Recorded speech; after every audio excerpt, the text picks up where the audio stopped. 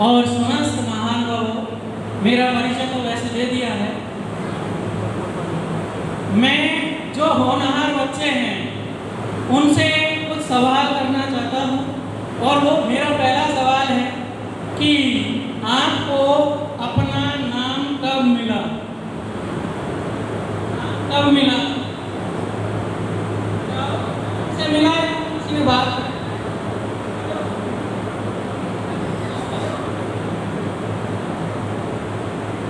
मुझे अपना नाम तो अपने माँ बाप से ही मिला है।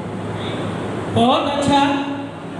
हर बच्चे को, मुझे भी यहाँ को सबको अपना नाम कब मिलता है? जन्म से मिलता है। लेकिन हमसे प्रश्न क्या किया जाता है? नाम कमाओ। क्या कहा जाता है? भाई कौन सा नाम कमाना है, हमें ये बताओ। कोई नाम है जो कमाना है? अरे उस नाम का नाम है इज्जत, शोहरत, दौलत, पैसा। और ये कब मिलेगा? जब हम अपनी और इतनी इच्छा शक्ति को बना लेंगे कि हम उसके पीछे जी तोड़ कर लग जाएंगे कि हमें ये चीज चाहिए, तब जाके हमारा नाम होगा। एक छोटी सी कहानी सुनाता हूँ। एक आदरणीय गुरुजी थे, उनके पास एक शिष्य आया कि मुझे सफलता नहीं मिल रही है। बोले क्यों नहीं मिल रही है? कि सफलता मिल ही नहीं रही है। उसने कहा मेरे साथ चलो, मैं बताता हूँ सफलता कैसे मिलेगी। फिर वो गुरुजी उन्हें नदी के पास लेके गए और अपने शिष्य को उन्होंने उसमें डुबो दिया, जोर से पकड़ा, कहा। शिष्य तड़पड़ाने लगा और एकदम से गुरु को झटका देकर बाहर आ गया। तब उन्होंने कहा जैसे तुम्हारे जीवन की इच्छा थी कि मैं बाहर निकलूं और सांस लूं, तभी सफलता मिली, इसी तरह सफलता मिली। अब मैं बात करता हूं हमारी सामाजिक शिक्षा के बारे में। शिक्षा, बाबा साहब ने भी कहा था, शेरनी का दूध है, जो पिएगा वही दौड़ेगा। इसका मतलब ये नहीं है कि हम शेर बन जाएंगे, दौड़ने लग जाएंगे, नहीं। शिक्षा से हमें हमारे अधिकार और हमारी प्रतिष्ठा का पता चलता है और हम अपने स्वाभिमान के साथ जी पाते। मेरा एक प्रश्न और है कि हमें मान लिया जाए कक्षा 10 पास कर लेते हैं, 10 के बाद ये सोचते हैं 10वीं पास कर ली बहुत, नहीं। 10वीं पास मात्र आपको अपने सिग्नेचर करना सिखा सकती है। अगर आपको काम करना है कोई भी किसी प्रकार है, 10वीं पास कौन कौन है इसमें?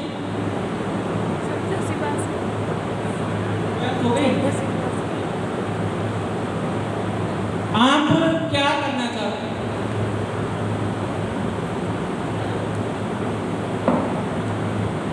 मैं बिजनेसमैन बनना चाहता हूँ। ये हमारे समाज को चाहिए, सबसे अधिक इसी की जरूरत है। मैं आपको बता दूं, आर्थिक शक्ति ही हमें विजेता बनाएगी और आर्थिक शक्ति के लिए आपको हर प्रयास को करना होगा। मेरे एक साथी तो ये कहते हैं कि चाय ठेला लगा दो, चढ़े घूमने बेचो, लेकिन बेचो जरूर, क्योंकि वो स्वाभिमान का धंधा है, आपका अपना धंधा। अब बिजनेसमैन बनने के लिए, अगर सफल बिजनेसमैन बनना है तो उसके लिए पढ़ना पड़ेगा। आप सब्जेक्ट कौन सा ले रहे हैं? आर्ट्स।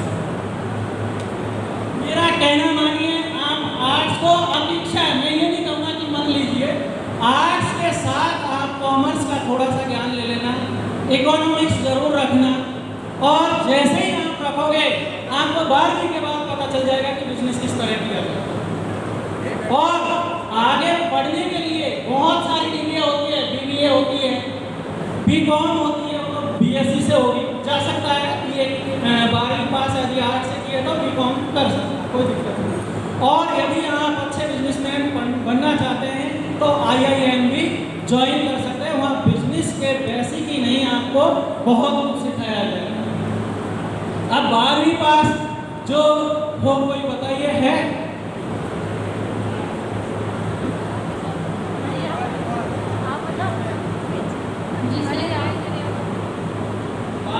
कक्षा में आप आर्ट्स या साइंस या मैथ? साइंस, साइंस में मैथ या बायो? बायोलॉजी। डॉक्टर बनने का सपना है? बहुत अच्छा सपना है। मुझे ये बताइए आप वर्तमान में क्या कर रहे हैं? अभी फिलहाल मैं नीट की प्रिपरेशन स्टार्ट करूँगी।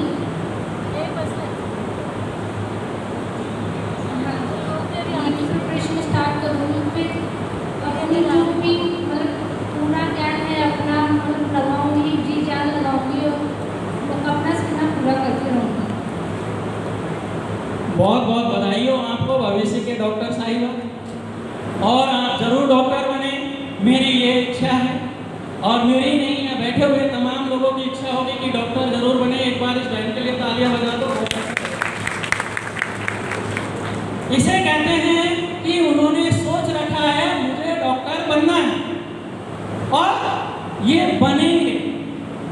और डॉक्टर के लिए इन्होंने जो बेसिक चाहिए था वो ले रखी है बायो, और बायो लेने के बाद इन्हें नीट की प्रिपरेशन की तैयारी, यानी तैयारी जिसे कह रहे हैं वो कर रही है। और इसके बाद इन्हें मेडिकल कॉलेज मिलेगा जब नीट क्वालिफाई हो जाएगा, उसके बाद ये डॉक्टर बनकर ही निकलेगी। बहुत बहुत बधाई पुणे भाई। Thank you sir.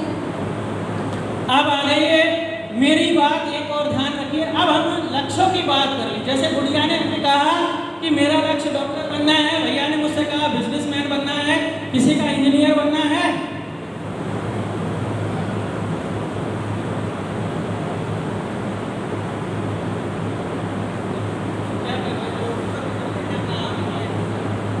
मेरा नाम जतिन बड़ोदिया है। मैंने अभी 10th ले ली है, इसके बाद में PCM की मैंने साइंस में। आपके कितनी परसेंटेज है 10th में? मेरी 89.33। बहुत बहुत बधाई। 89% कम नहीं होती है। एक बार इस भैया के लिए भी तालियां बजा दो। इसे कहते हैं समाज के होनहार और सपूत। अब आप मुझे ये बताइए आपको क्या करना होगा और क्या कर रहे हो? अभी तो 10th क्लियर की है, इसके बाद लेवल 12 करूँगा, उसके बाद JEE एडवांस करूँगा। पूरा डेडिकेटेड होकर लक्ष्य की तरफ है। सर बहुत बहुत धन्यवाद आपको। आपको मेरी तरफ से बहुत बहुत शुभकामनाएं, बधाई हो। आपका जरूर हो। और मैं ये कह रहा हूँ JEE मेंस तक मत रुकना, JEE एडवांस हो तब तक रुकना नहीं है। JEE एडवांस की जब क्लियरेंस आ जाए तब भी इंतजार मत करना। अच्छी कॉलेज मिले तो ही क्वालिफाई करना। IIT मेन लक्ष्य IIT ही रखना। अब ये हो गए लक्ष्य की बातें। डॉक्टर, इंजीनियर और बिजनेसमैन हमें समाज से मिल चुके हैं और मिलते रहेंगे। ठीक है, मैं एक बात कर रहा हूँ, हमारे सफलता का एक और लक्ष्य होना चाहिए कि हमें बिल्कुल भी किसी भी तरीके से हमें अपने लक्ष्य से इधर से उधर नहीं होना। इसके लिए बहरे बनना, सुनना ही नहीं है लोगों की सुनोगे नहीं तभी आगे बढ़ोगे। लोग क्या कर रहे हैं ये देखना ही नहीं है। हमें एक कमरे के अंदर अपनी 4 दीवारी बना लेनी है। यहाँ तक कि मैं ये नहीं कह रहा अपने रिश्तेदारों को छोड़ दो, लेकिन उन्हें सीमित टाइम दे दो कि भाई मैं ये काम कर रहा हूँ। जिस दिन सफल हो गया, आपसे 1 घंटे की जगह 5 घंटे बात करूँगा बैठकर। एक गांव था, वहाँ पर रहमान चाचा रहते, और रहमान चाचा ने गांव में अच्छे विचार फैला रखे थे कि सफल होने वाले लोगों को कोई नहीं बदल सकता, बस ये ध्यान रखना चाहिए कि हमें ये काम करना। एक दिन हुआ क्या, 5 और 7 साल के बच्चे दोनों कुएं के पास खेल रहे थे और कुएं में गिर गए। अब छोटा बच्चा था, वो बाहर था, एक बड़ा वाला गिरा, वो देख रहा क्या करूं, क्या नहीं करूं, क्या करूं, क्या नहीं करूं। फिर उसने कहा, पास में रस्सी पड़ी हुई थी, उस रस्सी को उसमें डाला और उस बच्चे को, क्या कहते हैं जो घूमता है पहिया, हमारे तो चक्का कहते हैं, चक्का, पहले कुएं होते थे, कुएं में से खींचा। एक 5 साल के बच्चे ने 7 साल के बच्चे को कुएं से बाहर खींचा। अब उन्होंने गांव में आके कहा तो लोगों ने कहा अरे ऐसा कोई हो सकता है क्या? नहीं हो सकता। सब ने कहा नहीं हो सकता। फिर गए रहमान चाचा के पास पहुंची तो उन्होंने कहा हाँ हो सकता है। उसके पीछे का कारण था उन्हें रोकने वाला कोई नहीं। इसी से जुड़ती हुई एक और कहानी है। एक बहुत ज़्यादा मेंढकों को, एक बंदरों को कह लीजिए, बंदरों को एक नीचे उसमें डाल दिया कुएं में, और उस पर एक बांस लगा दिया। बंदर क्या है, बांस पर चढ़कर आ सकते हैं। उस बांस के जो टॉप था उस पर एक केले का गुच्छा रख दिया। जो भी बंदर उसके ऊपर जाता तो उसके ऊपर पानी फेंक दिया जाता, बंदर नीचे आ जाता, गर्म पानी फेंक दिया जाता। तो बार बार जो भी बंदर चढ़ने का प्रयास करता, सारे बंदर उसको रोकने के लिए तैयार हो गए। ये हमारे समाज में, क्षेत्र में, आसपास लोगों में ऐसे लोग मिलेंगे जो आपको रोकेंगे। लास्ट में जाकर एक और बंदर आया, वो बहरा था और वो उन सबकी बात छोड़ते हुए ऊपर चढ़ गया और उसने केला खा लिया। तो इससे ये प्रतीत होता है कि आप समाज में किसी की मत सुनो, बहुत सारे रोकने वाले होते हैं, अपने लक्ष्य की तैयारी रखो। एक और कहानी कह देता हूँ, शायद आप सबने सुनी होगी, बहुत मजा आएगा। एक गांव में पिता और पुत्र रहते थे। आपने सबने सुनी होगी गधे वाली कहानी, और नहीं सुनी है तो मैं फिर सुना देता हूँ और आप फिर सुनना, ठीक है। दो पिता और पुत्र थे, उन्हें गधा खरीदना था। अब बोले कि गधा कहाँ है, कि पास के गांव में बड़ा बढ़िया गधे मिलते हैं, यहाँ तो मिलते भी नहीं है।